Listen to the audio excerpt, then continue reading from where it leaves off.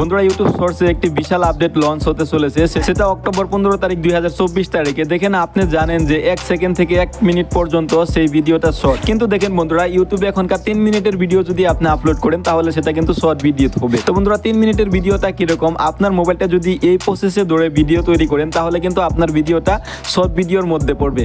আর যদি আপনার ভিডিওটা এই প্রসেসে থাকে তাহলে কিন্তু আপনার ভিডিওটা শর্ট ভিডিওর মধ্যে যাবে না। যদি আপনি এই প্রসেসে মোবাইলটা ধরে তারপর ভিডিও ক্রিয়েট করেন আর সেই ভিডিওর লেন্থ যদি 3 মিনিটের তোলে হয় তাহলে কিন্তু আপনার ভিডিওটা শর্টসে যাবে।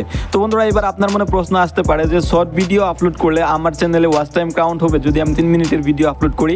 না, কারণ আপনারা জানেন শর্ট মনিটাইজেশন ক্রাইটেরিয়া 1000 সাবস্ক্রাইব আর 10 মিলিয়ন ভিউজ লাগে। তো বন্ধুরা এটা যদি আপনি 3 মিনিটের শর্ট আপলোড করেন তাহলে কিন্তু আপনার ওয়াচ টাইম গেইন হবে না।